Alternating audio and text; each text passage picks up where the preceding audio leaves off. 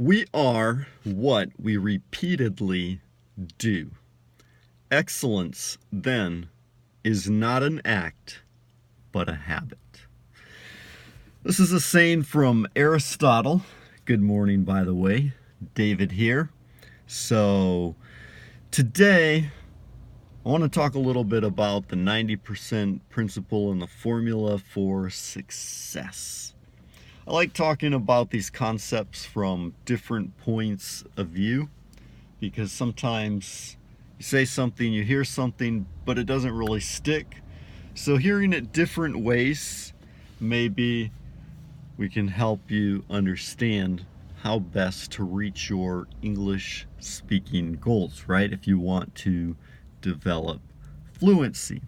So, in the scientific formula for success, as I learned it back many a year ago, this was probably back in the early 2000s, the author said, actually the authors, because there were two guys, and they said that the scientific formula for success, it's really simple. It's not that complicated, but they had to sell their ideas, so they packaged it up, making it sound, fancier.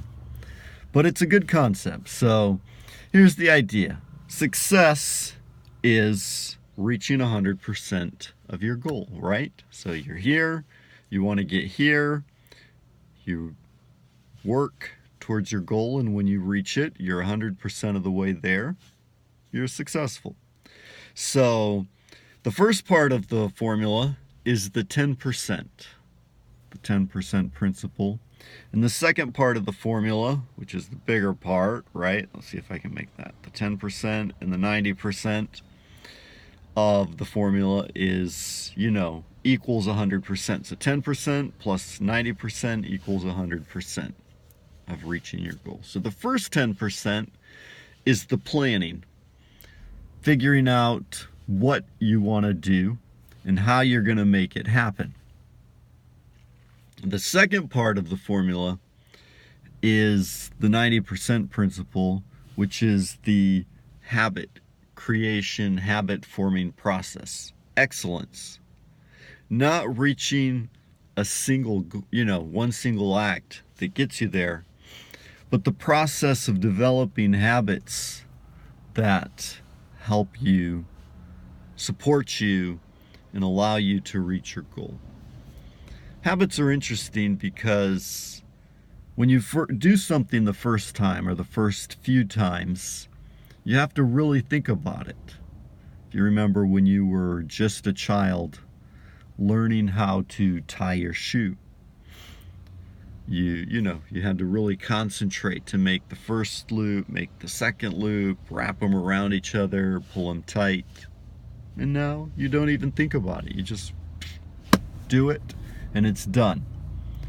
Driving a car. First time you go out to drive, you're really nervous, you're looking around, you're paying attention to what's in front of you, to the sides of you, behind you. You got both hands on the wheel and you're freaking out.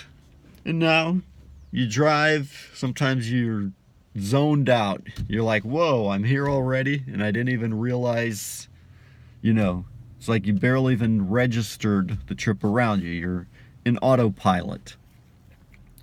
You're talking to the person beside you, listening to the radio, and you just drive. It becomes natural, So the power of habits is that they allow you to do things consistently without having to pay much attention to them. So it's important to form habits that allow you to reach your goals, right? So things that will automatically push you towards excellence, towards fluency, towards the goal that you want to reach. Because everybody, like I've said before, wants to wake up tomorrow speaking English fluency. But not everybody wants to study, not everybody wants to practice. Some people like studying, but they don't want to actually go out and speak and use it. And that, my friend, is where most English students who I talk to have trouble with, right? You studied a long time, you know a lot of vocabulary, but when it comes to actually speaking, you're like, oh, I don't understand. I don't know how to form the phrases. I don't know the right vocabulary words. So that's all part of the learning and developing process, but also speaking and using it. It's a skill, right? So it's like building muscle. If you want to work out, go to the gym, you've got to work out your whole body. The parts that you work out get stronger. The parts that you don't, well, they don't change, right? So if you want to become a good English speaker, you have to practice speaking. So I think as we talk about habits, the 90% principle, right? It's the bigger part because that's where you actually do the work. It's easy to sit down and make a plan. You can create a simple plan in an hour, a couple of hours, maybe a couple of days at the most, but you know what you need to do.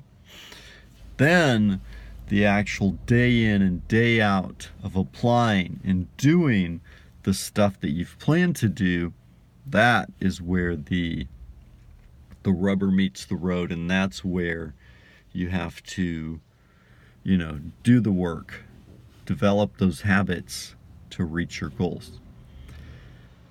So that's basically what I wanted to share with you today. The scientific formula for success is the 10% principle plus the 90% principle. So if you need help creating your plan, give me a shout out. I'll be happy to work with you, help you out. If you need help with the 90% principle, forming the habits, let me know too.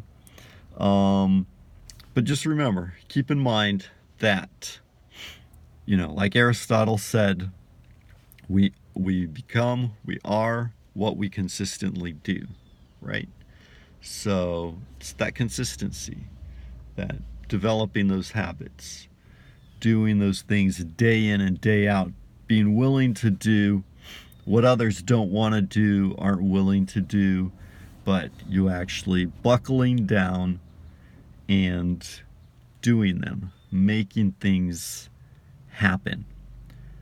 So, excellence then is not an act, but a habit.